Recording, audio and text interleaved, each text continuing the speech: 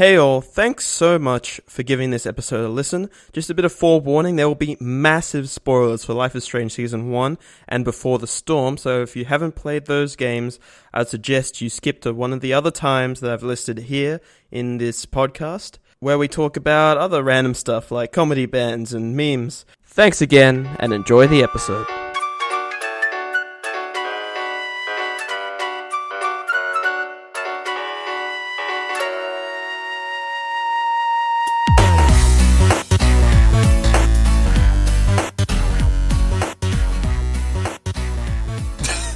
Hey everyone, Go. Sorry. This happened last time. Fuck. Hey everyone, welcome back to the JadedDragon podcast, episode 3. That's right, it's regular now, officially, I guess, by episode 3. Anyway. But it's not really regular. Is it not? Because it's still like... Not really regular? Not a consistent time each week. I mean, we've got it like around Wednesday, Thursday-ish. Wait, what was it last week? I don't remember. Thursday, I think. Oh. Was it? Rip. But you wanted to do it on Monday. Yeah. Yeah, well, maybe I shouldn't, like, attach days to stuff anymore. I should just say weekly. Just make it ambiguous. Okay. Let's talk about this thing. Oh, wait, I don't know this thing. Don't worry, I'll catch up. It's a lot longer than I thought it was. Yeah. No. I think I've made a decent effort to get through Kingdom Hearts, like, before this week. I legitimately think you have. Yeah, you did it pretty quick. But last week you were like, we'll do it next week. And it's like, no, we won't. Yeah. And then I underestimated, like, how 2.8 wouldn't be available anywhere. And besides, I wasn't up to there anyway. So, regardless. But anyway, I'm Matt. I host the JadedDragon YouTube channel doing Hall of Fame videos, and that's where we upload the podcast every week, as well as other places like Apple Podcasts and Pocket Casts and other stuff. So you can check that out on YouTube. And joining me, finally, the regular people, like the whole everyone's here that should be regular. At least I've said they're regular. So we have Ben, who is SimmosFace on the channel, and we have Nathan, who is SoraLayton on the channel. SoraLayton battles everyone. Into battle. Shit, I forgot. I stepped up my words, but anyway. What? I was thinking, when you said everyone was here, I thought immediately of Smash. I mean, that's what I was kind of going for, but anyway. This week we're talking about Life is Strange and comedy bands, so it's going to be pretty good. Keep listening, please. Please don't stop listening. Is it comedy bands? Yeah, comedy bands. Yeah, that's what I was told. Wasn't that where we were musicians. thinking? Because I was going to do this whole bit where I talked about Weird Al and how great Weird Al was. Is he not a comedy? Oh, right. Comedy. I mean, I guess he has a band. Solo artists / bands. I mean, whatever. Comedy music acts. How about that? Yes. I can work with that, whatever. Yeah, okay, cool. See, but first, I've specifically pulled up my laptop just so I can, like, type up any topic because I don't know much about, and Weird Al is definitely one of them. Yeah, I know that. Right. Which is why I want to talk about it. Yeah. Okay. We can inform the audience about Weird Al. Yes. And Nathan. But first, and Nathan, because he hasn't been on the podcast, even though I've listed him as a regular. So, I don't know why I did that. Nick's more regular than you, Nathan. What do you mean? Well, He's been they're on about one the same of them. now. Yeah, they're about the same at this point, but... Nathan's already said more anyway. than Nick said. Yeah. Soz. But you see, Nick just sprinkles in some, like, comedy gold every now and then. Are you saying I don't? Yes. A-hole. But Life is Strange. I finished it, like, a few hours ago. Everyone else has already finished it. Yeah, we are so on time. So, I thought it was pretty good for, like, a non-Telltale story game. like I like it's a first outing for this studio, I think, and I thought they did a pretty good job. I enjoyed it. Do you mean first outing in the sense of the first time they've done something like this, or like a first story? A first style of that. I think it was their second game because they did Remember Me first, and then they did. Was that a storytelling sort of game? No, it wasn't. But it had time travel or something. Yeah, I didn't play it. Me neither. I remember it. It looked all right. It urged me to. Yeah, and I remembered it. Yeah, got it memorized. Yeah, next week maybe. That's not. That's nope. Yeah, that's not for this. That's week. next. That's next. Well, it's not even next week. It won't be. No, because I don't have 2.8. Dude, I'll just give you my copy. No, I've already bought it. Yeah, but you can... Okay, whatever, fine, fuck it, whatever. Because it's just, like, you might as well, because I just finished it, like, what? When did I finish it, Ben? Like, 3 days ago? 4 days ago? You were playing Dream Drop? No, I finished 3. Oh, right. I thought you meant, yeah, sure, like 3 days ago. Yeah, I thought you were talking about 2.8 as well. Yeah, because I if that's okay, I'll grab 2.8 from you. Yeah, whatever. Sure. I mean, I didn't know that you'd finish with... Anyway. Well, I haven't finished playing through them. I have to cancel my EB order. Yeah, I haven't finished with my Metal Gear Solid HD collection, but Nathan's borrowing that. Because Nathan said a few weeks that you thought Peacekeeper wasn't backwards compatible, so that's why he gave it to you. But it is. No, I thought Peacekeeper was, but I wasn't sure about the other two. Okay, right. Yeah, so I gave it to him. That doesn't really make much sense. And I was like, give it a go. I hope it works. What are your guys' thoughts on Life is Strange, though? Because I haven't really talked to you guys much about it at all. Well, Ben and I have discussed it quite a bit, especially when he was playing it, December. That we haven't discussed it, at great lengths. So, I have played it, but it's not been for 2 years. When did it come out? Let me just quickly check. It's set in 2013. So. Oh, wait, what? No, it didn't come out in 2016. I played it in 2015. Oh, shit. Wait. Oh, yeah. Before the Storm might have come out in 2016. It might have been... Hold on, let me see. 2015. Okay, yeah. Because that was... What, year 10? Yeah, that was year 10. Yeah, that would make sense. 2015 was definitely year 10. Because I was talking to Nick about it in maths quite a lot, because he was playing it. I just watched it at the time, but now I've played it.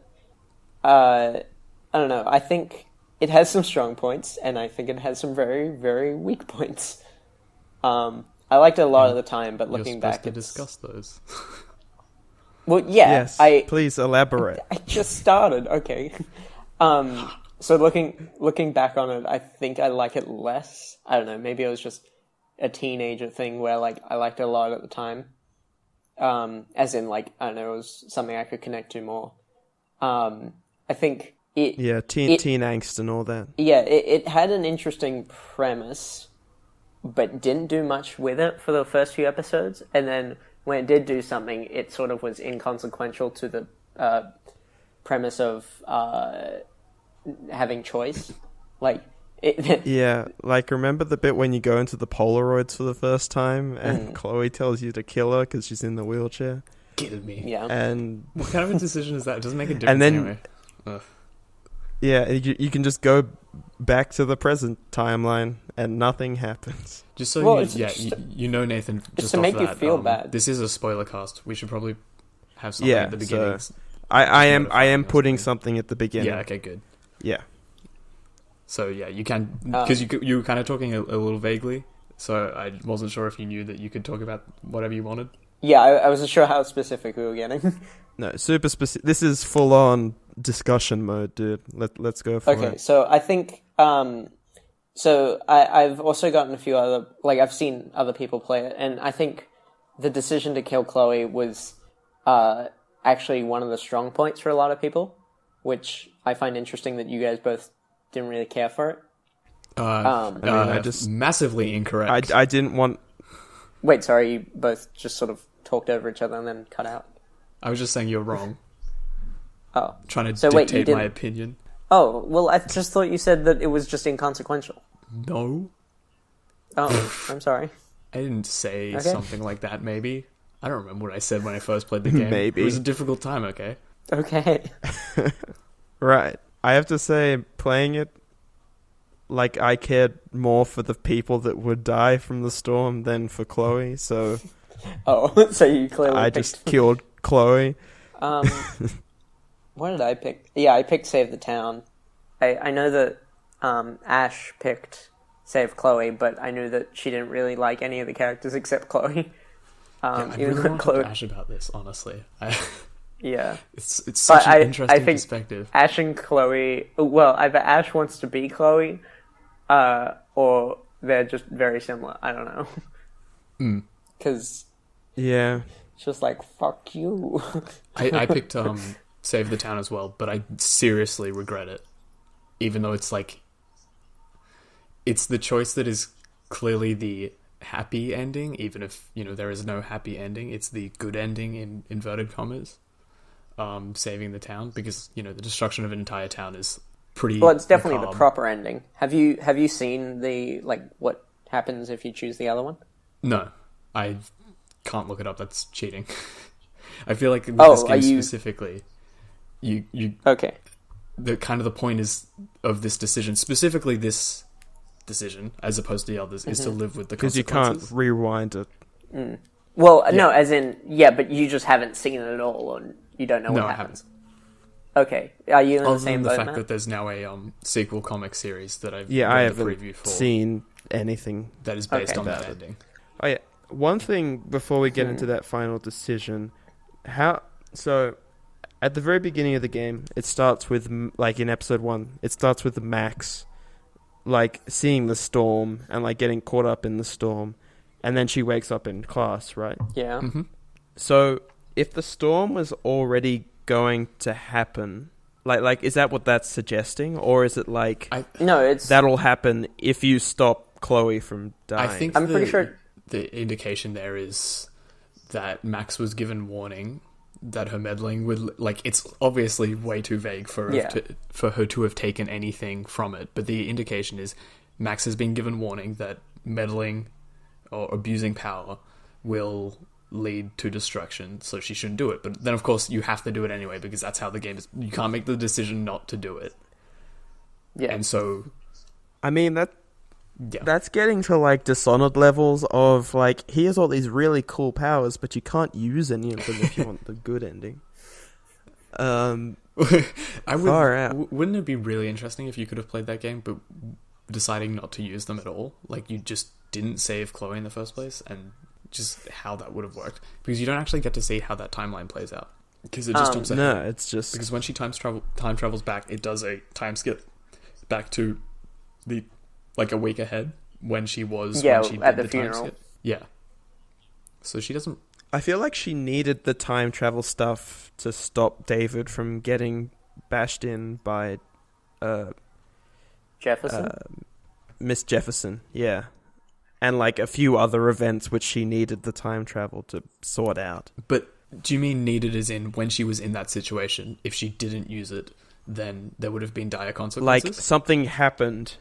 Yeah, like she would have got killed by Jefferson, or like... I think if she didn't use it at all, then Victoria would have been killed by Jefferson, but Max wouldn't have. Oh, because the whole point of her like being courageous in this setting was because she knew she had the like reverse powers, but otherwise I don't think she would have been. The reason she was involved in this at all was because she was encouraged to investigate the death of Rachel Amber, or the disappearance of Rachel Amber, by Chloe, who would have been dead if she hadn't rewound time. Also, like, what's her name? Kate.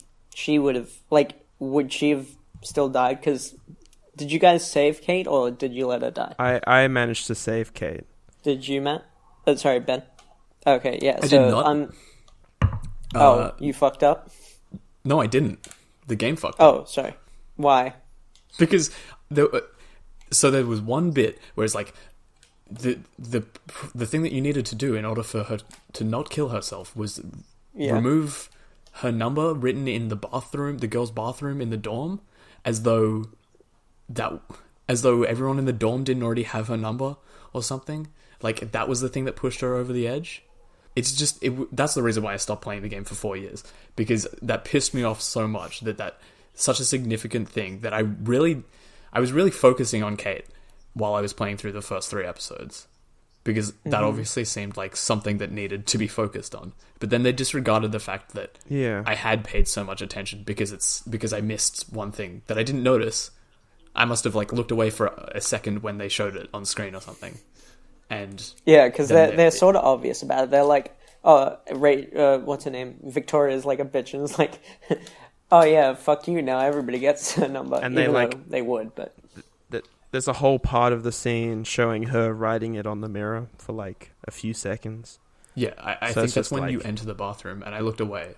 No, it's when Max is in the shower. Yeah. Oh, okay. Because you watch them do it from like afar. Maybe that's why I didn't notice it, or maybe I didn't notice that you could rub it off or something. Yeah, I don't there's know. A lot of that with the optional photos, because that seems like something that's like, I didn't realize you could take a photo of it. If you just didn't do it, then obviously you didn't think you could, because why wouldn't you? It's not like this was a conscious decision that you made. Every action has consequences. It was just like a do it or don't do it, but you would. Like, you know, you wouldn't in the Tales from the Borderlands, the Brofist one, where it's like 99.99% of players Brofisted Vaughn, because you would. Like, why would you just ignore it? Yeah, exactly. See, I'm actually... Are you sure that you got all, like, the dialogue things right? Mm-hmm. Because it does seem odd that's, like, the turning point. It was the only thing. I went back and looked through the stats. So when I was going through that whole thing with Kate on the roof, like, it was looking like she was going to jump off. And the turning point for me was... knowing the Bible quote. Guessing the Bible verse. Yes, the Bible verse. I thought that would be something that you would do. Yeah. Did have to Google it quickly. Oh. But, like, it's New Testament's generally a bit more positive than the Old Testament, so went for that one. Good choice. And that saved her, so... I don't know. I did get those, though. I know that I got those. So, yeah, I'm interested to know, because, A, you had to, like, keep pausing time so you could get the fuck up there. So, without that, what would have happened? You can just see her jump off the roof. I've seen a clip of it. Oh. I mean, like, that happened in my game. She just sort of jumped off the roof, and it's like, oh, no, rewind time. Oh, and yeah, she just sort of flies back up again.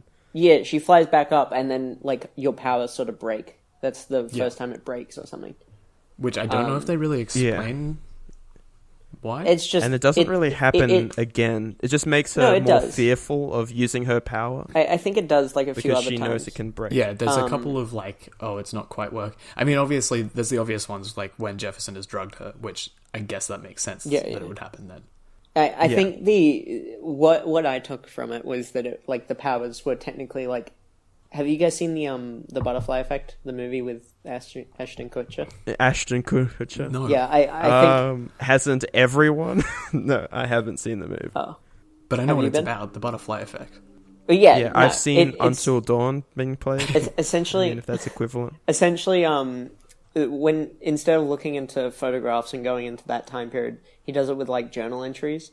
And I think every time... he, like, gets a bigger, like, nosebleed or whatever, or he starts just profusely bleeding. And it's sort of, I think, the same kind of thing there, where it's just, like, using the powers slowly killing him, which... Remember when he lost his arms? So you think that the indication is the reason why she couldn't use the power then is because she's, like, been using it too much? Yeah. So she, I think... I don't really like that. I mean, I understand, but I think that's a wrong decision on their part. Because... Well, yeah, that's whatever. But that's just after you go to, like, the junkyard and then she shoots herself, right? Yeah. Yeah. Was that after the diner where Chloe's just like super max? When she shoots herself. That moment where it rebounds off everything and hits her in the head. That was... This is your fault. Pretty good. You fucking shot me, Max. No. Didn't want to steal this gun. Didn't want to use this gun. Yeah, I love how, because it's been memed to hell and whatever, but she's like, I trust it more in my hands than a man's hands or something like that. And then she shoots herself with it and people like meme the fuck out of it. And I'm like, oh, rip. Yeah, it's strange because the game is obviously fairly feminist, but then there's really obvious things in it like that. I'm not really sure what the indication of that scene is. Is it just, when Frank turns up, I'm just like, please take the gun, Frank. I don't deserve it, please. Take it. Oh yeah, what happened with you guys for Frank? Because that was another big point. What happened with us? So after the initial confrontation with Frank, like I was sort of nicer to him. I don't know. So I thought he could become better. But he lived in so did his dog, right? Oh, yeah. I didn't make his dog run out into the middle of the road. Yeah. Do you not remember the dog, Ben? I'm just trying to remember every single character's name at once right now. Pompidou is the dog. Yeah, Pompidou. Yeah. So yes. Did he live? Okay, cool. Yes, he did. Well, yeah. Yes. What do you mean but by she shot him. Yes? Well, in the leg. Yeah. Yeah. So this was a big thing. So it's possible that she could kill him. I learned from the ending statistics. And she shot him in my game. And it's possible that nothing happens, which is fine. But I think apparently that you need to injure the dog in order for nothing to happen. You need to injure the dog for nothing? Like before. No.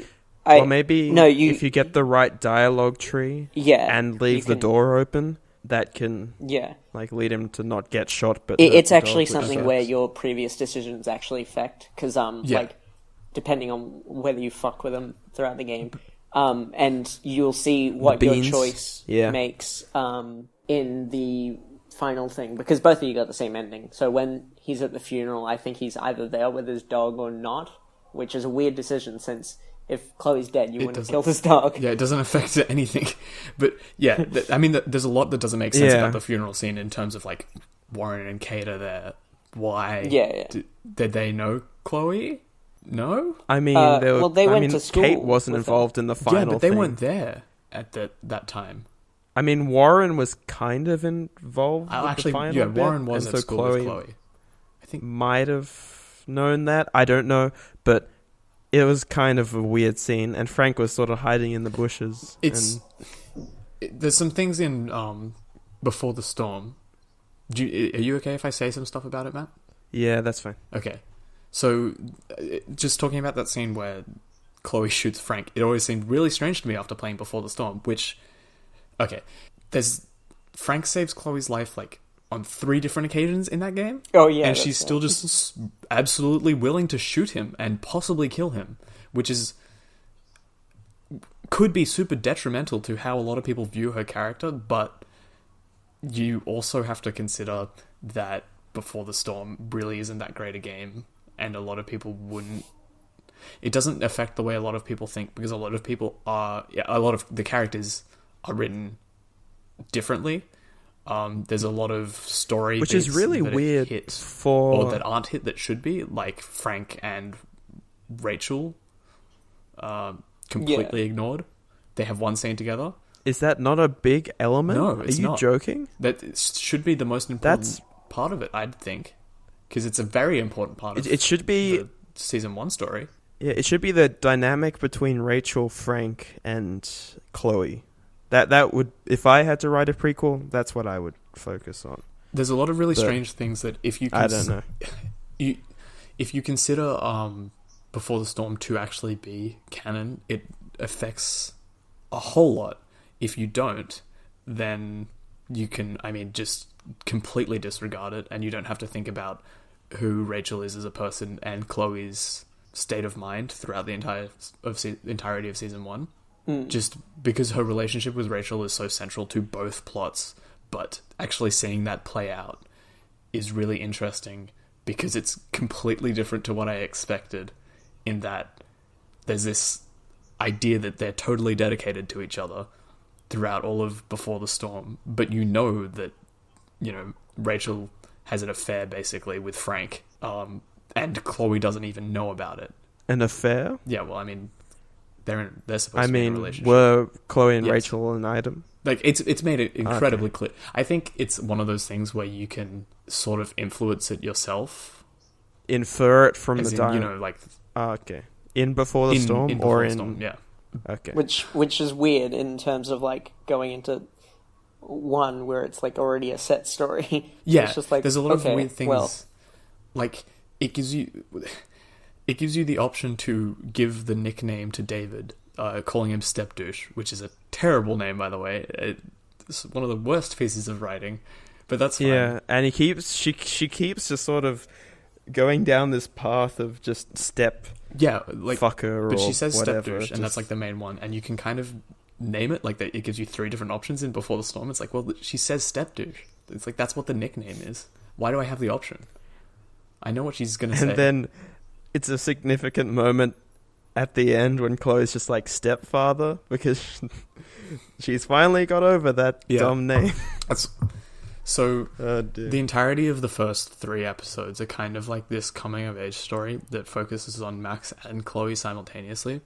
And one of the big reasons why I didn't enjoy the first 3 episodes is because I found it very difficult to sympathize with Chloe when she was clearly being very self-destructive and wasn't even trying to improve.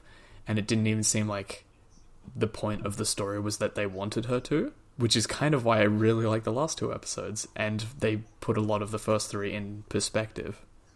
So it's really interesting to me that this in terms of her getting better, or in terms of, because I it's been a while since I played it, so I don't think she got better, but I think she had the realization right at the end of the 5th episode, because there was this massive tonal shift that she was being destructive. Like it went from kind of like slice of life, like it was very teenage drama the first 3 episodes, so nothing was super serious, and then it sort of just went immediately into Darksville, where it was just like essentially date rape with a teacher and taking photos and stuff, and that was buck wild and total tonal shift.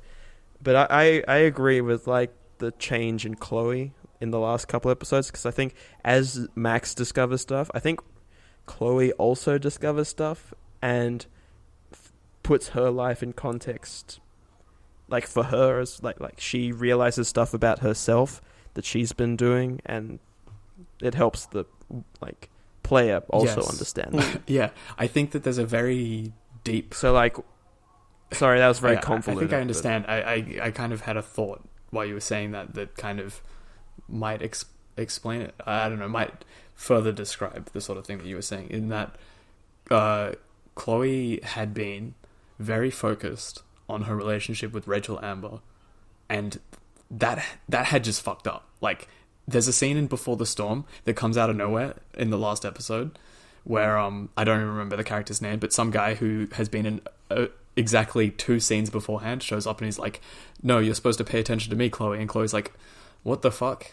Who are you? Where did you come from? Well, I mean, she knows who he is, but it's just so out of nowhere. It's so strange. And then he says something like, Rachel's a really good actress. She's just using you. Like, she doesn't actually care about you. She's just basically pretending as though you're important to her so that, you know, you can do all this dangerous shit for her.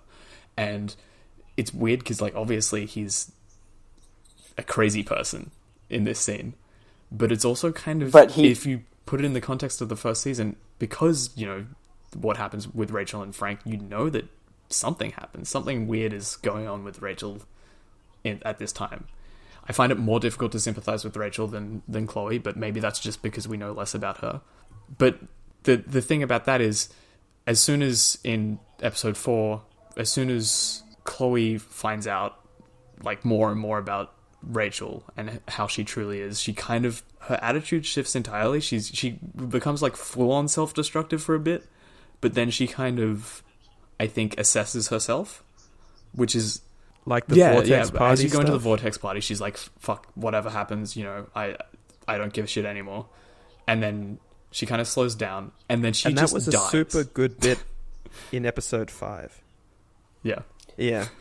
But that was a super good bit in episode 5 when Max replays that bit at before they go into the Vortex Club party, when it's just, she's trying so hard to like relax Chloe a bit and get her away from this self-destructive stuff and actually get her to help with the situation, this situation. But she needs to like bring her down from that, and I think that's a very good point of character development for both of them, and it shows how I think the game switched from Chloe and Rachel to like the friendship between, or something else, like something more between Max and Chloe. Yeah, depending on how you see the game as a whole. I think that was a really great bit of the game. I think Season 5, the structure of Season 5 was really, really interesting because it becomes this Lynchian dream sequence. Like, it's just straight from Twin Peaks, basically. I mean, it's obviously the entire game is inspired by Twin Peaks. Yeah, but yeah. Chloe's, what are they called? Car plates? License number plates? Oh, yeah, that's right. Well, license plates. It's Twin Peaks. They're all references, like all the different license plates. Shortening. Yeah. See, I don't remember the other ones, but I was just like, Twin Peaks. I've also not seen Twin Peaks, so if it's all Twin Peaks references, I wouldn't know. I mean, no, it's literally Twin Peaks. Like, gamer tag is a direct reference to the main character from Twin Peaks. Mine? Wait, whose? Yes. Danny's gamer tag is Danny's. Agent Cooper. I thought that was Do you have Resident another Evil. girlfriend? I didn't hear girlfriend. I heard somebody's. Oh, right. Okay. Regardless, I was about to say... It's not a character from Resident Evil. It's not. I was about to say that I love how the fact that it's this Lynchian dream sequence comes up, and I started to think, oh, is it just going to say that Max is crazy or something? Because it's the entire concept of the game is she has time travel powers, and that's it. Like, you just throw it, and it develops a little bit, but then it's like everything is really focused in Max's subconscious in the final episode, and it feels like it comes out of nowhere, and like that doesn't dedicate itself to the time traveling powers, but I really like how it does dedicate itself to this new concept. Like, it just is this dream sequence is real, and it's just, this is what's actually happening. It doesn't just sort of bullshit you and go, it was just a dream the whole time. That I like that it... No, it was kind of doing like... Yeah, dedicate itself to that. Yeah, it was kind of doing like a Polaroid within a Polaroid, like Inception style.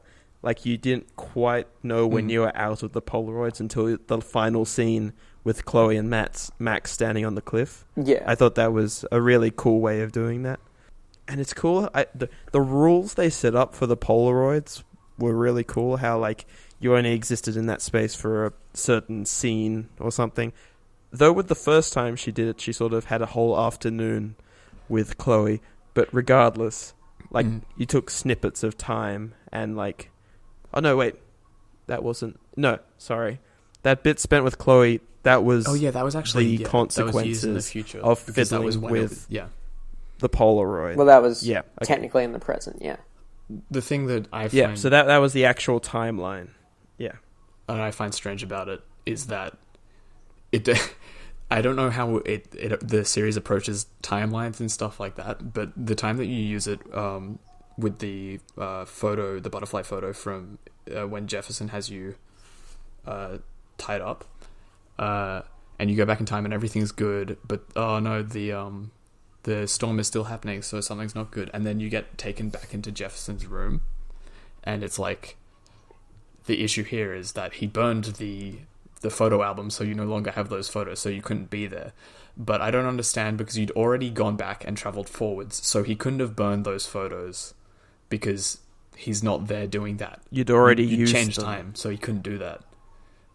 So is there like a prime timeline where if photos are destroyed in that timeline, then all the time travel that you had done using those photos are erased?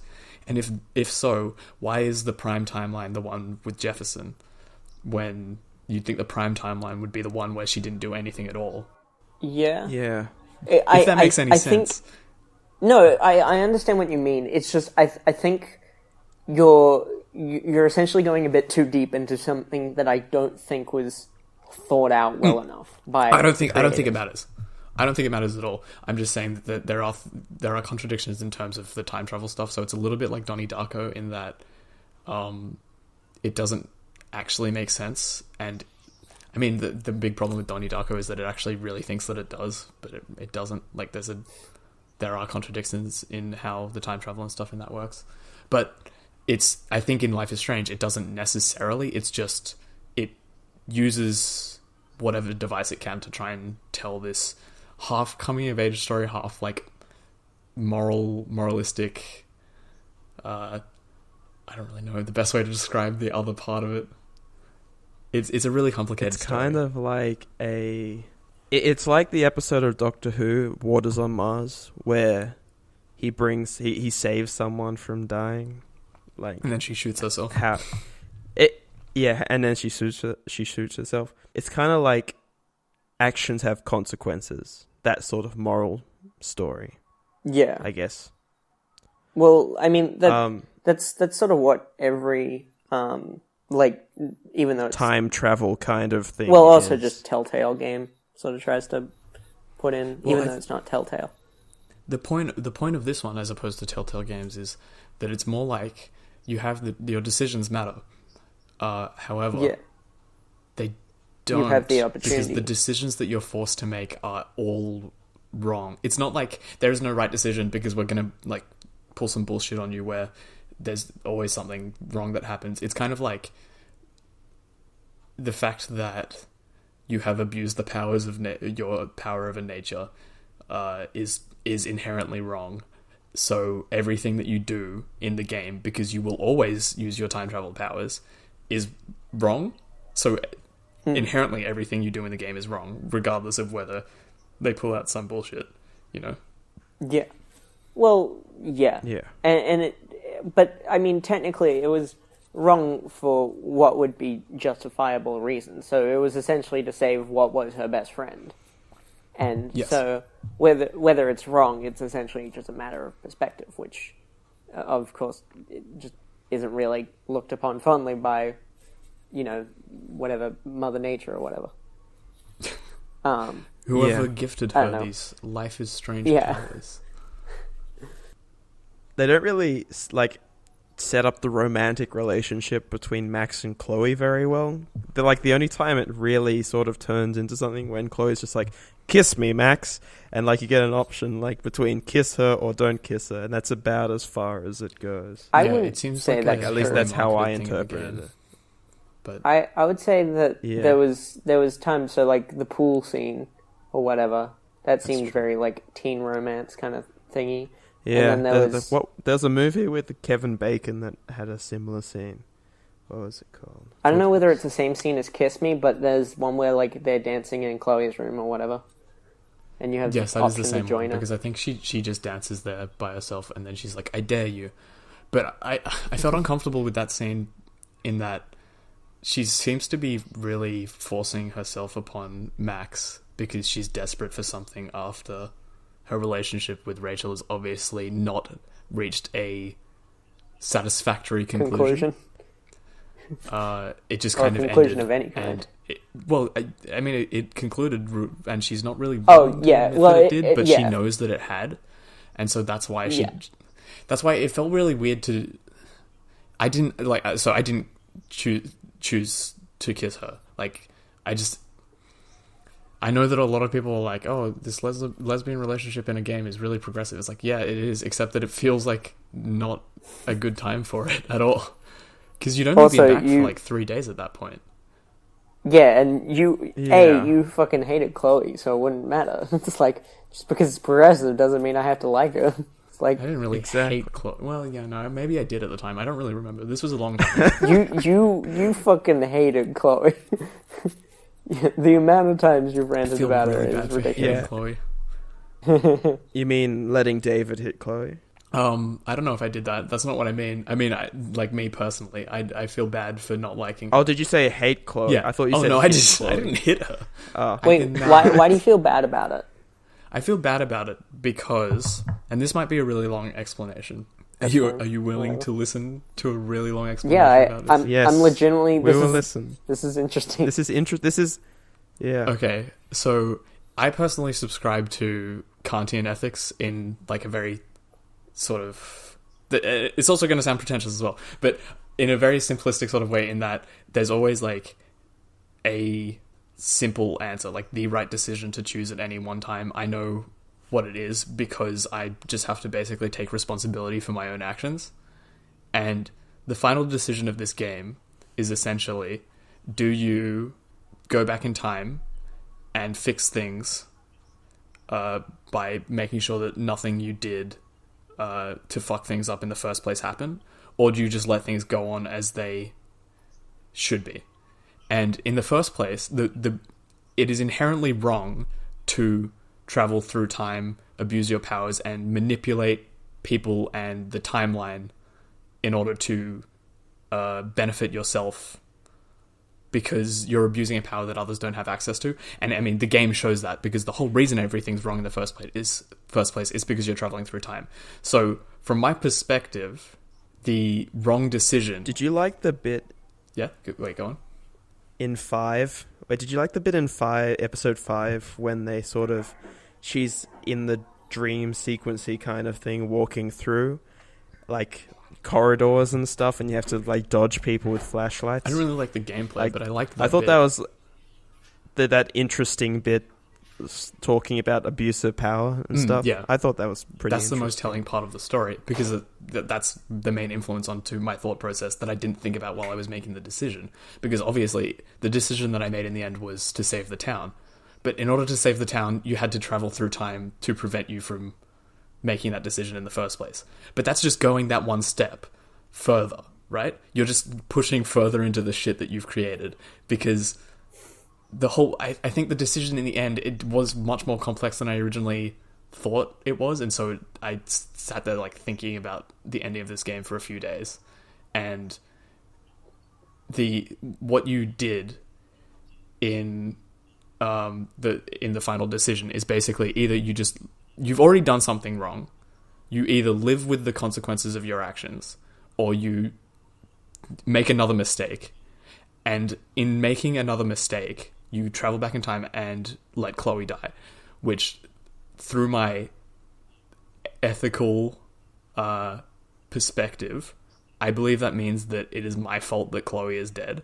Even if I didn't kill her myself, I made the decision to go back in time. I used my power of time travel to change the timeline so that Chloe was dead. Regardless of whether I did it or not, I'm directly responsible for her death. Which is why I feel really bad, because I kind of killed her. It's kind of like that train, the train puzzle thing. Like, you can either direct the train to kill one person, puzzle. Or like to kill you. Trolley puzzle, sorry. Or trolley problem, I think. Or to kill 5. The trolley problem. But I actually thought you were talking about the thing where Chloe was trapped on the tracks, and I'm like, I don't know, I think it was either you can save her or let her fucking die. I mean, she did get hit by a train, but multiple times. That's because I was too dumb to work out where the fucking crowbar was. But gets hit by a train 30 times. Where's this crowbar?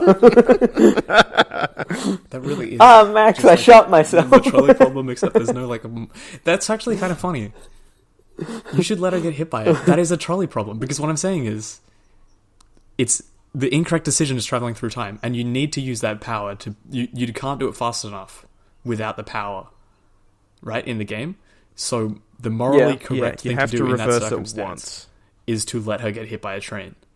Which is a recurring theme in the game. Like, it's Chloe's life's threatened, like, regularly over the 4 days over which the game takes place. It's her own self-destructive Like, she shoots nature. herself. Manifesting. Yeah, and then... Maybe that's... Nathan, and then... Yeah. Sorry, I just had a thought, because... How else does she get shot? The theme of the game, or the world's space of the game, seems to dictate that people have supernatural powers. Maybe Chloe's supernatural power is that her self-destructive nature literally leads to self-destruction. Manifests. See, so... sorry, I've just been dwelling on what you were saying about feeling bad. So, I think that it's very interesting that you feel that way. And I remember, like, how old was I? 15, I guess, when it came out. Like, I remember being super upset when I got to that ending. Like, I don't know. It was, like, I don't know. I got real emotional about it just because I was super into the story at the time. And I think it's interesting where you say that that's an interesting decision. And I think that relates to, Steins Gate the anime, which has that kind of decision throughout the second half of the anime. So like he sort of messes with time, and each decision he makes, he sort of has to like make a choice about, like whether he essentially corrects things or whether he lets the people that have made these choices be happy at the behest, at the cost of someone else's life or whatever. And so it's very interesting that you feel that way, which makes me think that you'd really enjoy Steins Gate. I've heard a lot about it. It is really good. Mainly from me. And those last, 5 episodes are, yes, they are so good. And that, it links into the whole, messing with time thing really well. Yeah. I really enjoyed that. So, a lot of people didn't like Steins Gate Zero. I guess I've sort of sidetracked this conversation. But I actually thought it was interesting because, so it's essentially what happens if you change one of the decisions made in the show. And it's essentially like living with the consequences of that sort of timeline. And that's also very interesting. And I think while it has some odd moments in the show, I think it's very well done. There are some plot points which just don't entirely make sense, which you sort of get to when you sort of have to deal with multiple timelines all sort of converging and whatever, and making a reasonable plot. Yeah. And so it's very interesting that they do it like that. Kingdom Hearts. Oh God. Oh God. Wait, what? Oh, are you no? Get ready for. I seriously don't know. I am preparing my butts. I thought you would have heard that. For time travel? No, you told me about time travel before, but I'm playing it up for the podcast. Okay. Oh, okay. Oh. You're a very good actor. Yeah, it's in it's in. That I thought we told you about it already. It's in the mobile game, right? That and no, it's in Dream Drop. Well, I guess Dream Drop? It's in the mobile game as well, technically, but not as significant. Yeah. Well, I'm getting to it. I'll get there eventually. Maybe much more significant. Who knows at this point? Hey, next arc, Keen. So Kingdom Hearts, but Adventure Zone. God. So while we're still on Life is Strange, I'm interested to know, is 2 playable and or as good a story? I've only played the first episode because I'm playing so on episode 3, yeah, maybe 2. I think episode 2 has just come out. 2 just came out, and For you have to Life is wait Strange 90 days for it to be available on Game Pass after initial release. So I'm waiting 90 but days. But based on the first for episode. games that aren't Xbox if games. it's going to be on Game Pass, I'm not buying it. I'll just play it for free. I'm just Googling the Metacritic score. But yeah, what about the first episode? I didn't enjoy it as much, but I didn't enjoy the first 3 episodes of season 1 until I played the other 2. So I'm willing to give it a go. As in, yeah, okay. Life is Strange got a 84 average score, which is pretty good. Yeah. And then Life is Strange 2 doesn't have a score yet. I guess they probably. So that's because it's not finished. Yeah. I mean, does it? I know, but I figured there'd be an episode. 1? Does it say? No, I don't think so. No. They don't have individual episode scores. I don't know. Interesting. But I know. Go ahead.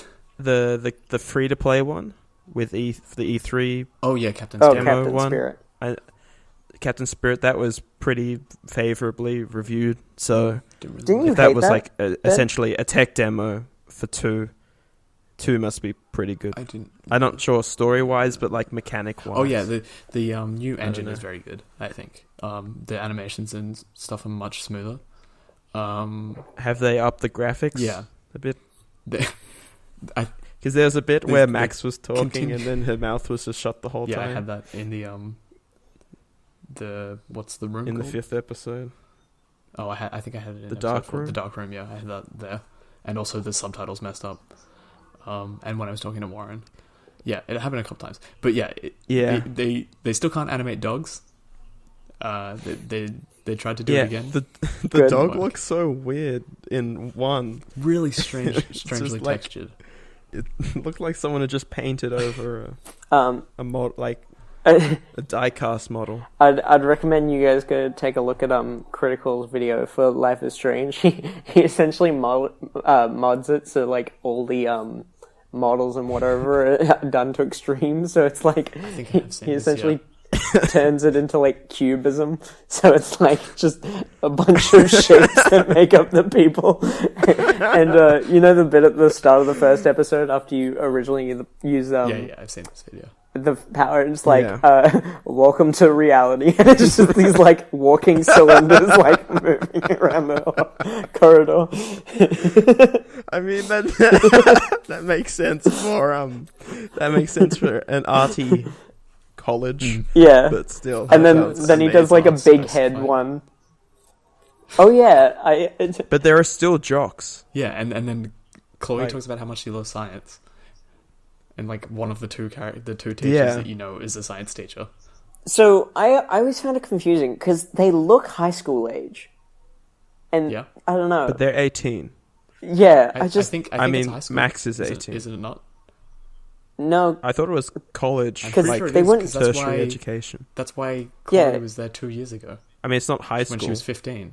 Huh? Because they have like parties which have like I'm pretty sure they openly have alcohol. Yeah. Yeah, because the one who the teacher that they have at the Vortex Club parties is fucking Mr. Jefferson.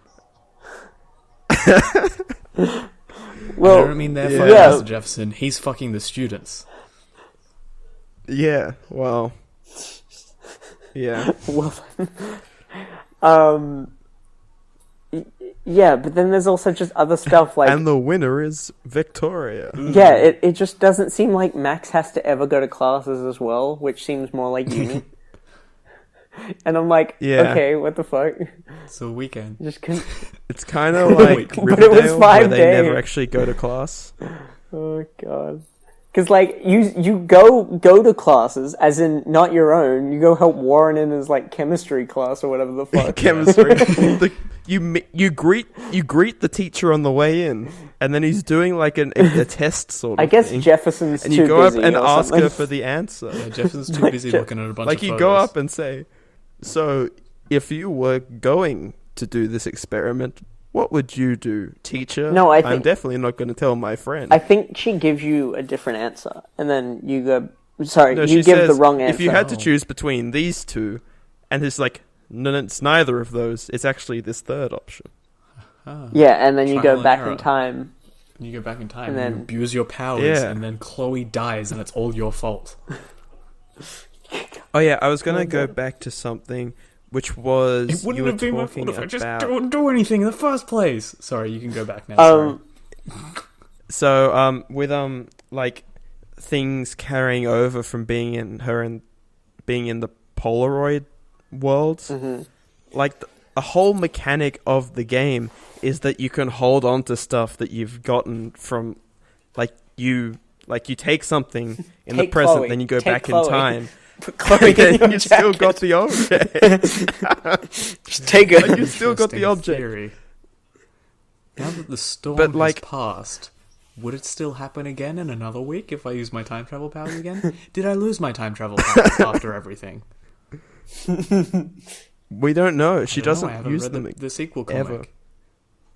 Oh, is there a sequel comic? It's coming out right now. They have issue 2 or something released. Yeah, I only found out about it when Comixology sent me an email, and I was like, Is that based off which ending? It's based off the Destroy Arcadia Bay ending. Oh, okay, so letting Chloe live. Okay. Yeah, I think that they wouldn't have written it without Chloe, because she's like the breakout character. Yeah, because I think that's... So the ending for letting Chloe live, I won't say what happens. It's clearly, like, you're not meant to pick it. It's so shit. It's, like, so short.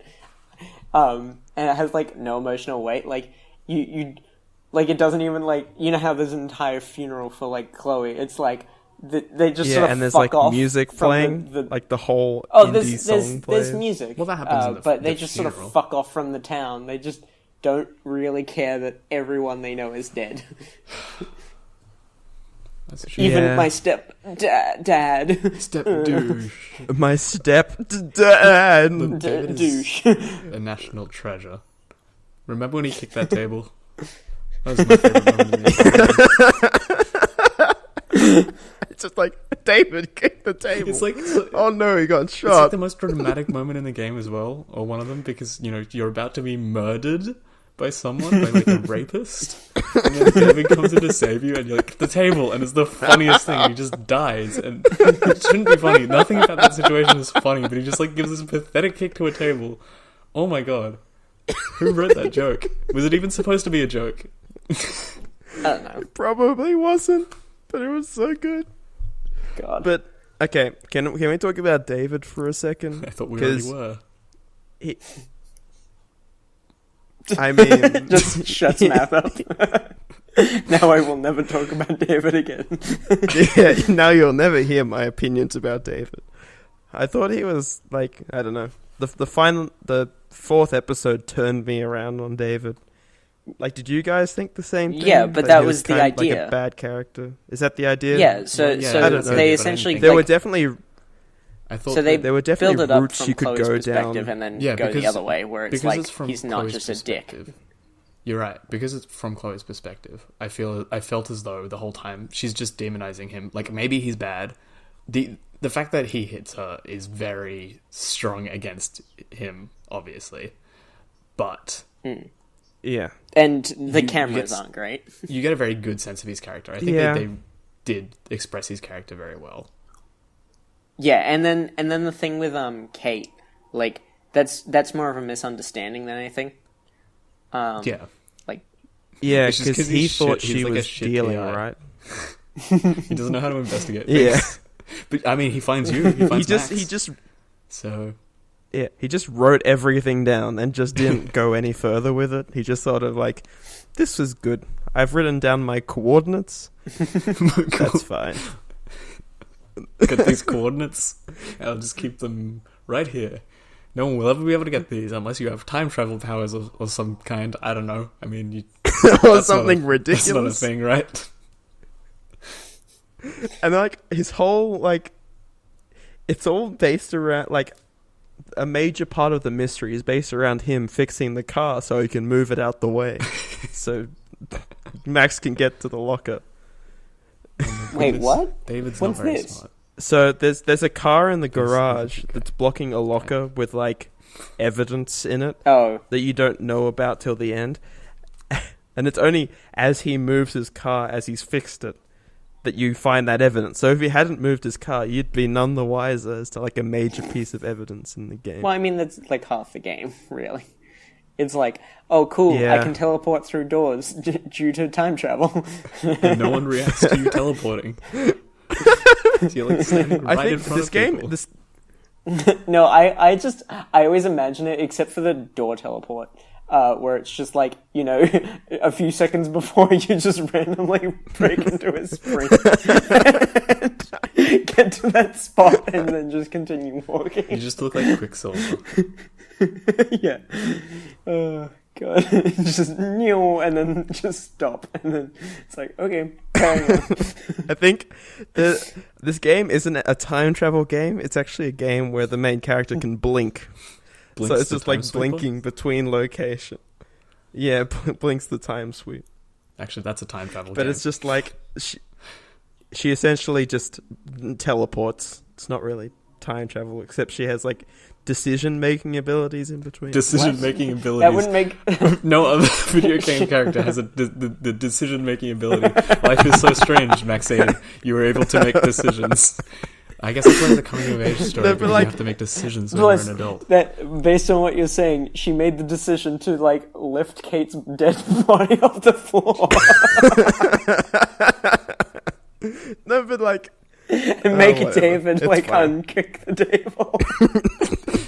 David died a whole lot in my game, and it wasn't because I wanted to see him die, it was because I couldn't understand. The puzzle wanted me to tell him to kick the fucking light or something. I don't know. No. You had to pull the light over. That's the one that you had to do. Like, you can't just keep asking Mr. Jefferson to get you water. It doesn't work like that. David, I want some more water now. Drink. Do you reckon when she time travels that water stays in her, so she just like by the 10th time she can take things with her? so she's just like, David, quick, toilet. Help. Do you think like the option just sort of disappears if you do it too much? I don't want water. Please stop. or do you reckon that like if you just keep asking him to like kick the table, it's like, I don't think you should keep asking him to do that.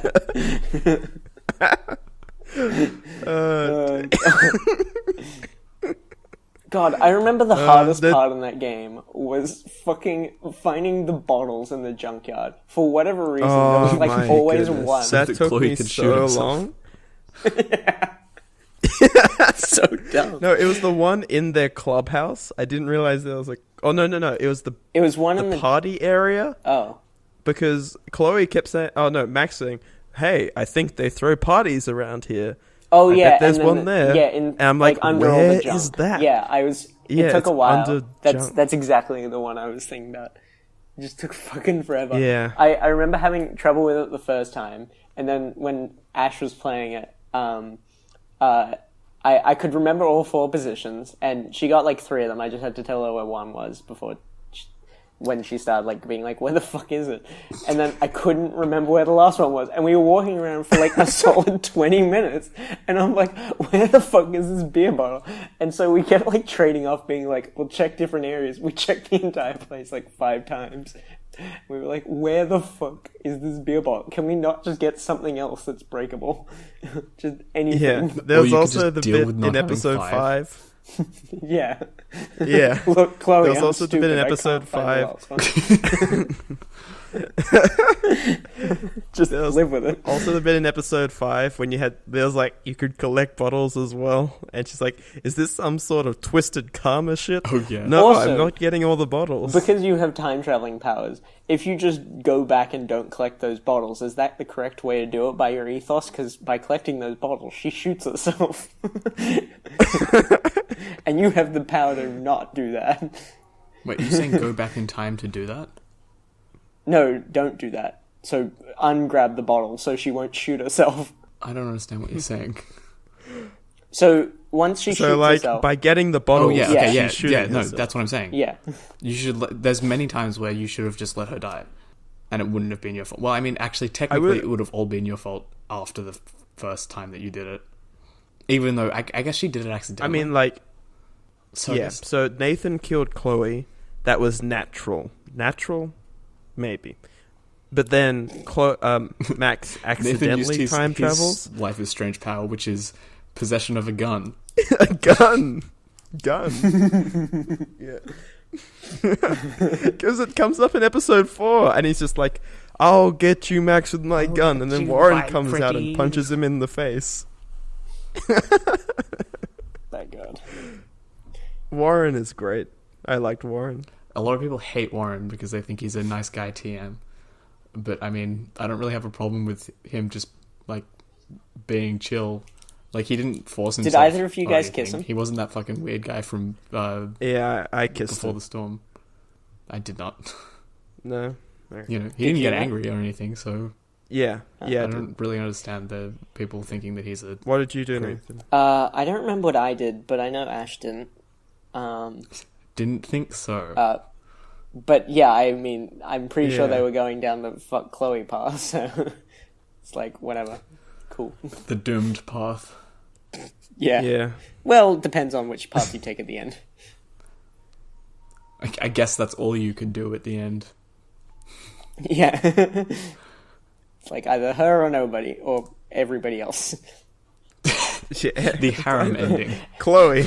God, if the harem ending. If it's oh no, it's like either like what happens if you're like after you keep her alive, it's just you get into a real bad fight and it's just like fuck you, I'm changing my decision. Oh my goodness.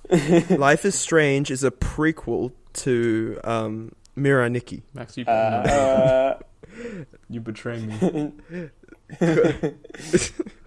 So Chloe is whatever the boy was in Mirai Nikki. Yuki. Chloe is pink-haired Yuki. Oh, no, Yuki is the boy. Yeah, because she says that. Because she says his name all the time. I don't remember what her name is, because all I remember from that show is that she keeps saying Yuki. Oh, Yuki. Well, it's more that Ed kept saying. You know what? Let's just not even spoil this one. The last episode. Okay, well, you could. Because I was going to say, we don't have to spoil everything that we talk about instantly.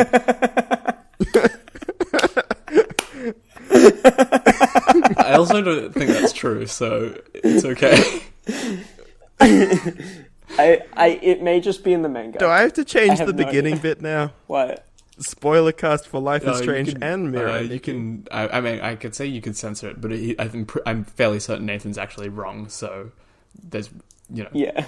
Okay. Right. It's really the. Well, I mean, yes, that one isn't wrong. So come on, you didn't have to go. It's fine. We didn't spoil it. This is the spoiler. That doesn't justify it. Matt, come on. Mine, like, Ben was saying that in my ear as I was, like, saying my sentence. God. Oh, dear. Can't open this lemon lolly. The packet's too small, and it's too hot in here, so my fingers are sweaty. I hope that comes up in Just your threw audio. it on the floor. Pun? My lemon lolly. Pun? Me? I said I hope that comes up in your audio. We hope it comes up in your audio. Oh. Yeah, I was really worried in the first 5 minutes, because you said star, and I already had, like, a lemon candy in my mouth, and I'm like, oh, I don't hope that's... So I didn't, like, chew it at all. I was sucking on for, like, 5 minutes, because I was like, at least that'll be quieter, but it will be longer if it is audible. Okay, because so I felt I was talking a whole lot at the beginning. Yeah, I just was trying to stay quiet. I was like, what do I do? But yeah, I would say that after about an hour and a bit on this, we could probably move on. We've been mostly just going through talking about Life is Strange through, like, train of thought. There was no structure to that at all. Yeah. But it's something that I have to say about. And I don't even think I said, like, half of it. That's a podcast thing. Yeah. Well, like that. I sort of... Don't worry about structure, dudes. Like, that's what I meant for this to be, like, topic, discuss, kind of thing. I don't know. I think it worked well. Well, did you have anything... It did. Did you have anything that you want to get out now, or... Because, I don't know, I'm happy to discuss this at a later And we might date. finish this segment. I mean, we'll probably come back to it with, like, Life is Strange 2. Probably not Before the Storm. But Yeah, see, I need to... I want to play Before the Storm. You haven't played Before the Storm? No, I've watched it. Oh, okay. Yeah, well, I mean, it's on Game Pass now, so you can get that. Anybody who's on Xbox, Season 1... Get Game Pass, because it's so good. And Episode 1 of Season 2, and I think all of Season 2 when it finally releases. That's all going to be on Xbox Game Pass. Highly recommend. That's pretty great. Also, buy Game Pass, because it's just great as a service. Sponsored by Game Pass. Sponsored by Phil Spencer. Phil Swift. Yeah, Phil Swift. Joseph Krakowski. Giuseppe Krakowski. Did you guys see the thing on Reddit, which is like a packet of Flex Seal had burst, but then it sealed itself over? Did it? Did you guys? I assume you guys watched the one with Dan Aykroyd, right? Yeah. I mean, I already knew all that. No, I missed it. Oh, if you haven't seen it. I knew Dan Aykroyd had a vodka. I didn't realize that was by him. I just knew about the vodka. I didn't know it was How at could all you know about about the vodka without knowing about Dan Aykroyd? That's literally the 'Cause only I know interesting my thing cousin about got the it for vodka his is that birthday. it's Seen it in handled by shops. Dan Aykroyd and he's fucking insane. I did not know that at all. Oh, God. Is he going to be in the new Ghostbusters movie? Probably. Oh yeah, that's right. They're doing a Ghostbusters 3. It's a sequel to Ghostbusters 2 rather than 2016, which I think 2016's Ghostbusters was kind of it. They said they indicated with a lot of the marketing stuff that it was a sequel, but then I think there was a kind of a hardline thing where they said no, it's in its own continuity, which is, I mean, I don't really care. Ghostbusters doesn't have like a really well respected continuity or anything. You know, they made 2 movies and a video game that, you know, a lot of people say is canon, but nobody really knows, because just because the writers say it doesn't mean it is or isn't.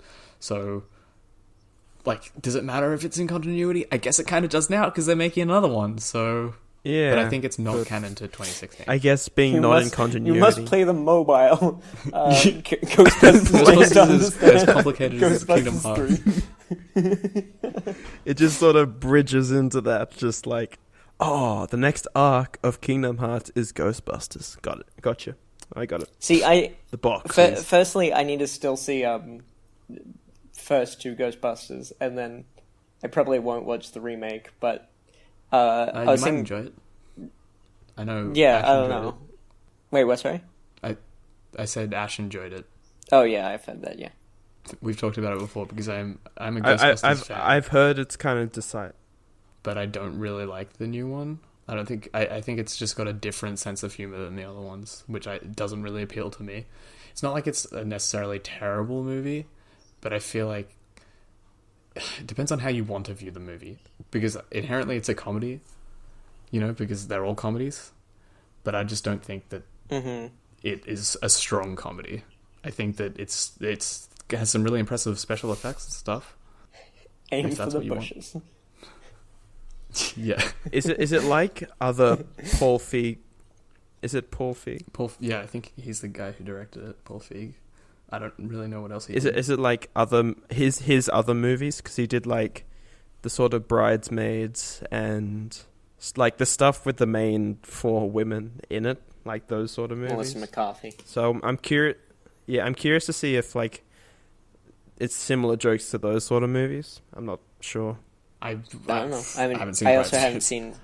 Yeah. So on your own there. He did. Yeah, he's done all the Melissa McCarthy movies essentially. I don't like so those. Spy and whatever the fuck. Oh, he did the Peanuts movie though. I didn't watch that one. That was pretty good. You like that? I also haven't seen that. Yeah, I like that's a good one. Oh yeah, but so then, yeah, because I haven't listened to the Vice podcast yet. Can you just give me a quick what you just thought? Listen to it later. Fine. Why do we have to rehash it now?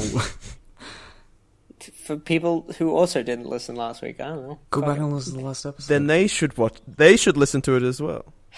Fine, whatever. I'll listen to it later. Just listen to it at 2 times speed. That's what I was listening to 1 at. Yeah. Right. Anywho. Yeah. So how is? So, do we want to do a next section? Good idea. Yeah. We've been going for an hour. How was Ninja Sex Party last night? It was so good. I've only been to one. That was my first concert. Don't want to go to another concert because it might spoil the Ninja Sex Party concert. Just as an aside, the only concert I've ever been to is a Nickelback concert. And as another aside... Oh, yeah. So I went to a Nickelback concert as my only concert that I've ever been to. And then in 2 days is another Nickelback concert, which I really wanted to go to. Oh, my days. Oh, you mean 2 days from now? Come on, dude. Yeah, 2 days from today. So and I think the last one I went to was about NSP, a decade but you're ago. going to Nickelback. Ending it. It was so good. They did Land Down Under twice. Oh, was it the covers album? No, they did. No, they it did was one from their cover album. All their songs, and then Down Under is, I assume, going to be put on their third cover album. And they were recording the video which there, is so because good. The video is obviously going to be stuff from their Down Under tour live show stuff. Because for Undercover Volume 2, Heat of the Moment's music video was made out of their Tour de Force tour stuff. So it makes sense that they'd do a similar thing for Volume 3. It's just a cool detail. But they did. Then there's like a story arc to the concert, kind of, with like laser dinosaurs. I assume this is their or dinosaurs with lasers. Constant story arc. Yeah, that would make sense. But it was pretty sweet. I mean, yeah, because wasn't that their biggest song for quite a while? And early songs. Yeah. Yeah, it was their most popular early song. I should say that I think that Danny Don't You Know is the perfect live song, which is kind of a strange thing to say because there's a whole bunch of songs that are really good live, but just everything about that being so... Like, the reason why people go to live shows is because they care about the performer. They want to see them live. They're interested in the music. Everyone loves that song. And it is a personal song about the band itself. Yeah, so everyone can get behind it. Like it's Brian and Danny's story. And it was so good. It's about everyone was live. Singing it. Yeah. It was so amazing. It's a really strong live song. Yeah, and when it's just like Danay, he's a super awesome guy. That was really cool because everyone was already singing, so they just sort of broke into. Yeah, because there's a part where the crowd's supposed to sing along, and so obviously, yeah, just works. It just works. There was a bit where it just works so well. There was also a bit where Danny's riding on the back of a centaur, and there's a bit in like the video bit where it's just like, where did he get a centaur? And obviously they didn't do that live performance, but the crowd was just like, where'd they get a centaur? It was so good. Yeah, hearing the crowd like just interacting with things in the exact same way, knowing because everyone's such a big fan of everything that's happening. That's the live show experience is very fun. But I think it's something special with I think live show experiences with comedy bands are something special in that they're comedians, so they are good performers in multiple ways. So there's like an extra layer of enjoyment, in addition to just, I'm happy that I got to see this person perform this music live because they also performed as comedians, you know. Twerp was really good with that. They're these very Aquabats style band. When they're live, they have this, it's just a lot like the Aquabats in terms of their vibe, which is really good if you like the Aquabats. I think the Twerp opening show was like that. I think it was like 40 minutes, maybe half an hour, was not sure, but that was like so perfectly executed. Like that was like a great example of how live shows should be done.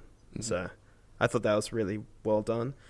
Also, so the theater was pitch black except for the stage, which was all lit up for obvious reasons.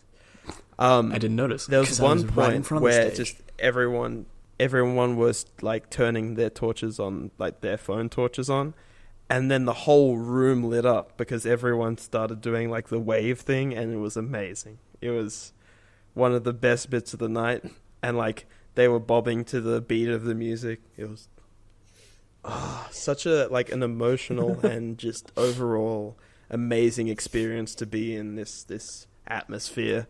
I never thought I'd get from a concert, so it like surpassed my expectations for what a concert would be, hence my don't want to go to another concert attitude. So I find that in a way hilarious, just because the way you describe it makes me think that people are just sort of like slightly bending their knees and then just straightening up like very slowly, and I'm like, that sounds dainty. Doesn't have a slow beat. So was it a full like concert hall? Yeah. Or... The Enmore was full. Yeah, there were 2,000 people. Oh, okay.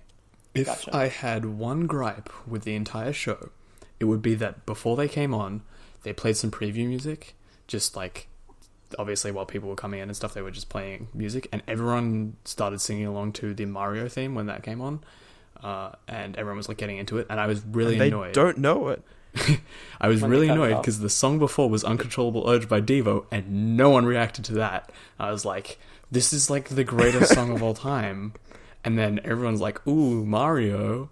Yeah, we know this one. Wait, what do you mean by Mario? As in... It's like... da, da, da, okay, da, da, I wasn't da, sure what da, you da, meant, da, da. whether it was like a song they'd made or whatever. It's like, no. Yeah, what the fuck do you mean? It was just like ambient music playing. It wasn't their music. Okay. Yeah. My only gripe, like, was that the people in the sort of dance floor area were like just 5 minutes before Twerp came out, just were hyping up like Twerp, Twerp, Twerp, Twerp, Twerp, because they thought they were coming out, and they did this about 5 times before Twerp actually came out on stage. Yeah, I was just like, I mean, that happens at almost every concert. Yeah. Yeah. Yeah. I didn't always know that, hate so that I got because kind I'm of like, peeved. It's just awkward because it like dies down, and then you have that one guy who's like Twerp. Yeah.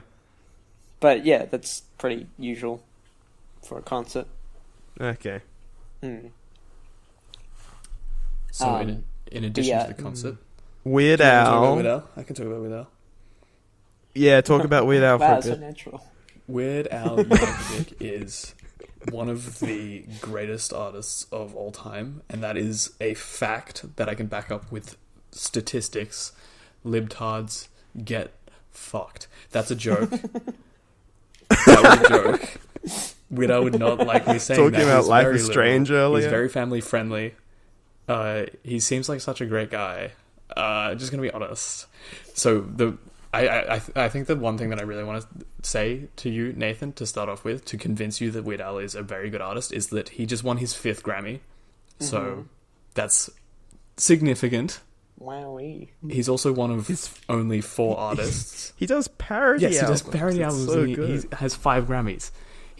Has an incredibly successful career in music and entertainment generally. What I want to... And he respects, like, all people in entertainment as well. Like, he's just not, like, some high echelon, like, musician. Like, he talks to frickin' Rooster Teeth, Bernie Burns, etc. He's famous for... well, I mean, to connect with NSP, like, he was on Game Grumps. Yes, like, he was Game on Grumps. Weeks ago. Yeah. He's famous for, in terms of, like, respect, here's a big one. He's famous for asking permission for directly. He talks to the artist directly before using their song in a parody, even though as parody it is free use, so he's allowed to use it, but he will not use the song if he doesn't get direct permission talking directly to the artist. I think Prince was the only person that denied him permission. Prince did he use it anyway? No, he didn't. Prince would consistently deny it. So he wrote, like, I think at least one song and recorded it and asked for permission. They couldn't release it because Prince didn't want him to. There are a couple occasions where people have said no. There's a Paul McCartney song that Paul McCartney, even though he was a big fan of him, said no because I think it was Live and Let Die. The song was called Chicken Pot Pie, and Paul McCartney said, "Not going to go with this one because I'm a vegetarian, and so I don't want to sing about chicken." Oh my days! And Al was like, "All right, I think Weird Al is vegan, so he's probably fine with that. He's either vegan or vegetarian. He's definitely one of those two." And there's another situation was, I think Eminem didn't let him do one. There was Rap God. I think it was Lose Yourself, and also one of the polka compilations was supposed to have a Weezer song, Buddy Holly, as a small section, and they had to cut that out last second because Rivers Cuomo said no. But he has since befriended the band in a strange way. In a Weezer music. Yeah, because he was in the African music video for music Africa. Video. So, yeah, they have obviously reconciled in such a nice way. Yeah. So yeah, he asked for permission, and he just, even if he puts in the effort to write the song beforehand, they sometimes it's very last minute that people reject them, which is unfortunate because it means they have to remove it from the album. I think Prince seems like such a dick in response to him. I don't know if he's just like pretentious when it comes to music, or it was. He seems to have such a wide skill in terms of his songwriting, but he just doesn't. I heard him talking about how he doesn't like Guitar Hero because he thinks people should just play the real guitar. And it's like, oh, because you can't do both. Thanks, Prince. It's fun. It's a fun video game. Whatever. I still like Prince. Doesn't he have a Guitar Hero game? I don't think so. Does he? He might have SingStar or something. Oh no, I'm thinking of Aerosmith. Different, quite different. Just slightly different. But apparently, Prince refused to let Weird Al look him in the eyes or something. Right. What the fuck? Yeah, he seems like a bit of a dick, just because he's like, it's not real music, it's just funny. Which, is pretty significant. The fact that, how about this fact? Weird Al is one of only 4 artists to have a top 40 Hot 100 hit through the 80s, 90s, noughties, and 2010s. There's only 4 people. Really? One of them is U2, so I don't know how that got there, but okay. And then Madonna and Michael Jackson. No, I can tell you where that came from. It's the free album U2 gave. Yeah, but I think that's the audience. That doesn't explain the other 3 decades. Yeah, I'm just not a big fan of U2, but I mean, you got to respect that, I think. Yeah, I mean, Michael Jackson and Madonna are the only other people. Yeah. Wait, the noughties, right? I was like, wait, but he died in like 2007. Oh, and the 2010s, but I think it might be. I don't know what song Michael Jackson released, but yeah. Well, wait, what would he have released? He died in 2007, didn't he? He would have died in. I think it was 2009. 2008 or 9, I think. Oh shit. Okay. Yeah, because I think he died at exactly 50. That must mean that he likely released a song after he died. He died in 2009. Yeah. There we go. I'm not entirely certain though. Or maybe it's like a remastered song or something. Because he definitely had a surge in popularity for a couple years after he died. Yeah. But this is just a lot of very impressive things that Weird Al has done. He was in BoJack Horseman. And that's pretty good. Was he? Yeah, he played Mr. Peanut brother's brother. Yeah. Captain Peanut Butter, I think is his name. Is he in the Navy? I don't know. But I think it's great that like Weird Al and Lin-Manuel Miranda have actually interacted. That's pretty cool. And like Weird Al managed to make a polka album out of Hamilton songs. That's pretty fantastic. Yeah, that song is very good. Best of Hamilton in my opinion. This is so good. But I'm biased. Matt, do you have a favorite Weird Al song? I have to say my favorite Weird Al song is Saga Begins, which is I actually knew that because you did tell me that. The most pure version. Yeah, I did tell you that yesterday. But it's just he manages to tell the story of episode 1 better than episode 1 did, which is not very hard. But every character in his music video is Ewan McGregor's Obi-Wan Kenobi. So that just makes it the best form of that movie. Apparently he and also go ahead. It's a great song. Yeah, sure. It's a great song. It's got great there's a bit where he just does an opera, like a sort of a cappella version, just right at the end there, with just all hymns, just different pitches. It's amazing. And yeah, it's so good. Apparently he wrote the song initially off spoilers from the movie that had been leaked online. And he paid for a $500 preview screen ticket so that he could watch the movie to make sure it was accurate, and he only had to make minor changes. So only minor changes? That's pretty impressive that you can write a song based off spoilers and great. It can flow like rhythmically and, keep in beat with a pre-existing song. I find that to be impressive. Think Saga Begins might be one of the first songs like I got on my iPod. Like it's up there in the top 6. Or like first music I actually got into as a kid. Like, cause I remember my friend showing me the Saga Begins music video, and I just fell in love with like the chorus bit, like maybe Vader someday later, but for now he's just a small fry. I just love that so much, and that became like my part of my obsession with Star Wars.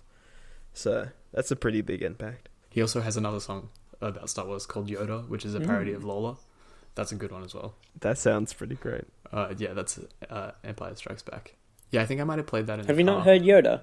I'm pretty sure even I have. Yeah, I haven't heard that it. Wasn't there. Yeah, I think on the way back. I'll look it up later. But that wasn't there. Wait, we would have been in the same car. Wait, which car are we talking about? Are we talking about the road trip? This was on New Year's Eve. Almost New Year's, when we were driving to Nathan's house. Yeah, okay. Oh. Yeah, I definitely wasn't. Because Nathan didn't know any Weird Al because I was pretty drunk. He doesn't really know anything about Weird Al, and I got really annoyed at him for not knowing anything. So when we got in the car, I played. Yeah. That happens all the time. I was really annoyed now. You being annoyed at me. Have you listened to anything since? But you're best friends. No.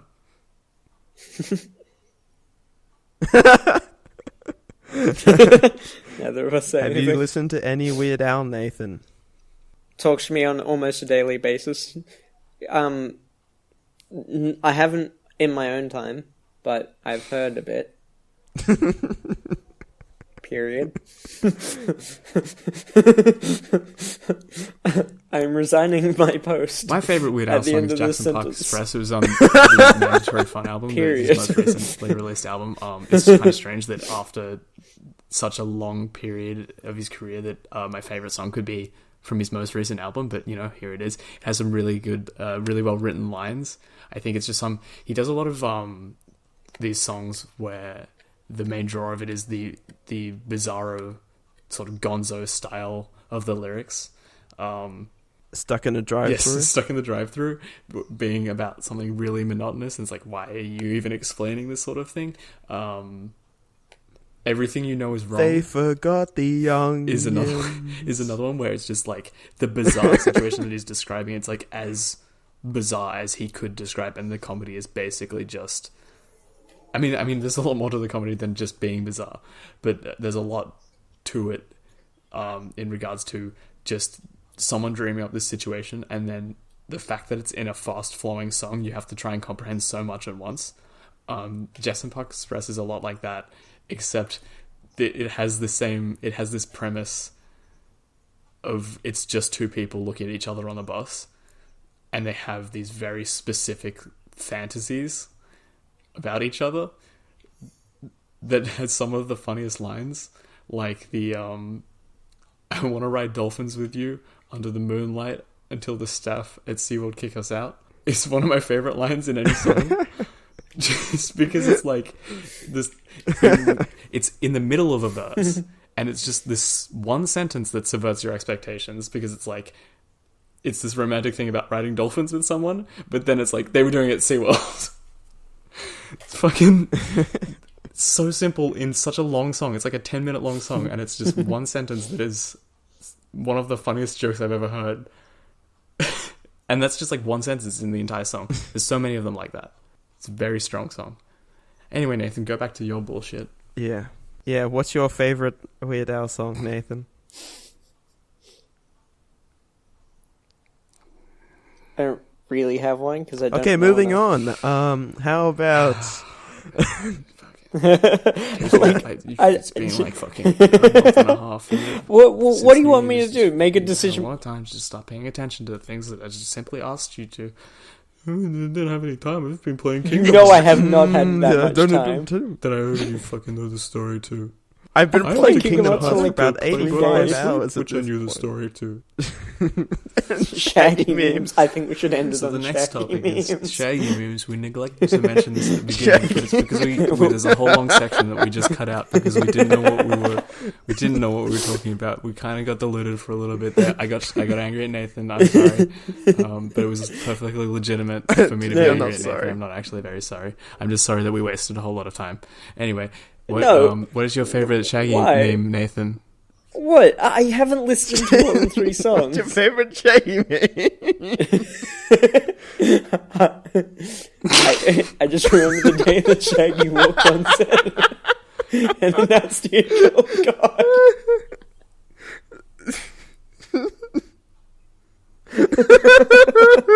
But why are we in here and he's out here? And I'm the sheriff? That's a good one. That's a classic. Boy, am I glad.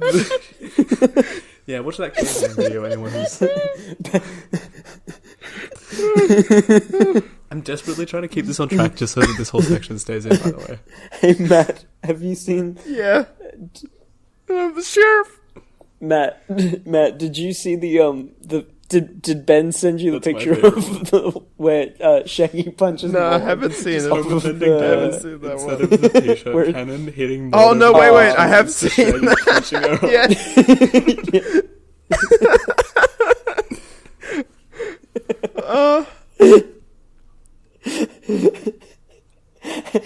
So I showed that to Danny, and she was like, "That's so morbid," because like that's literally where Maud dies. I'm using only 10% of my power. Have you guys seen like the mash together of that bit in Lucy where Morgan Freeman's just like, what happens if they go up to 100% of their brain power? And it got to that bit in that like Shaggy, like a bit in a Scooby-Doo movie where he fights bikers. He just gets all this courage and he starts punching bikers in the face. There was a JonTron meme about it where, you know, in the first live-action Scooby-Doo movie, where he's on the island and there's the girl who's like very clearly evil. My favorite. She's like, "How about you?" No, so he she's like, "You should go down there," and like he's like, "Okay," and just dives down a hole. But as he dives through, like somebody edits where like he falls on JonTron, and JonTron's like, "Oh." I think there was because JonTron had posted on Twitter that he didn't like the Shaggy memes, and then that video came out, and he's just like, "I think I like the Shaggy memes." Somebody now. said, "Yeah, this is the only one." Yeah. Oh, okay. You have seen it. Cool. Oh dear. Oh, that God. is. What are other memes the that I've seen Saitama recently? and Shaggy one? I really like that one. So it's no, it's Do you mean Sasuke? Shaggy and Saitama lying on the moon. Oh, the One Punch Man. Yeah. Clearly after their fought. That was a meme that didn't last more than like 5 hours. Yeah, the one with Zenyatta with like his like ult thing with many arms, just they're all choking Sasuke. Oh God, the Sasuke meme was so bad. I just don't understand why. Like 20 years later, after it's whatever, we're bringing him back, like, baby. "Oh yeah, we're bringing this back." It's like, why? Why? It's something from like 2000s. While we're talking to each other, Nathan just sent a message podcast over. What? I don't even understand why would you? I didn't send anything. Yes, you did. Cool. Almost done with Ep 1 of the podcast. No, I sent that hours ago. Was your phone offline or something, and you just put it back online? I'm on my laptop, so it must have known that I sent the message, but just not sent it. Except my laptop somehow sends it. What the fuck? Alrighty then. I thought you were gonna send a meme or something. Well, I will now. I've got one which specifically is about Shaggy. If you're just sending us stuff, this bit's gonna get cut out. And damn it! Quickly, background. Wait. So memes. Link it back to NSP. Hey, that's pretty funny. And then Life is Strange. You know. Chloe shooting herself. That was pretty funny. Yeah, it was. But now I feel bad about it because it's my fault, and everything in that game is my fault, and it just depresses me out. I went on a camping trip after I finished that game, like almost immediately afterwards, and there was a lot of really beautiful vistas and stuff that I was looking at. I was stood on really high rocks and looked down, and I was like, man, I killed Chloe. What the fuck? Nathan, why would you send me this during like the emotional story? You were like, "Am I?" And then I said, "Fuck yeah!" And I've also found the Life is Strange 2 memes, number 3. I just happened to come across it. It's like, I have a superpower. Uh-oh. Oh no. Oh no. Yeah. Oh, I'll probably some of these memes. I'll probably rethink Life is Strange a bit later on. Like, after I've had time to process it, since I basically powered through episode 4 and 5 in the last 2 days. Something worthy of noting is that I had weeks to think about it. You know, an entire, like, solitary camping experience where I was just considering the game, and you finished it, like, a few hours ago. Yeah. But regardless, thank you all for listening. Had some quality Life is Strange chat. Didn't really talk about comedy bands. Well, we did. We talked about NSP and Weird Al, but who knows how much of that is staying in. I mean, I don't. It really fell apart. I trust your judgment, Matt. That's... Yeah, don't worry. This definitely isn't going to be a 2-hour episode of the podcast or anything. But yeah, thank you all for listening. Episode 3. That's pretty cool.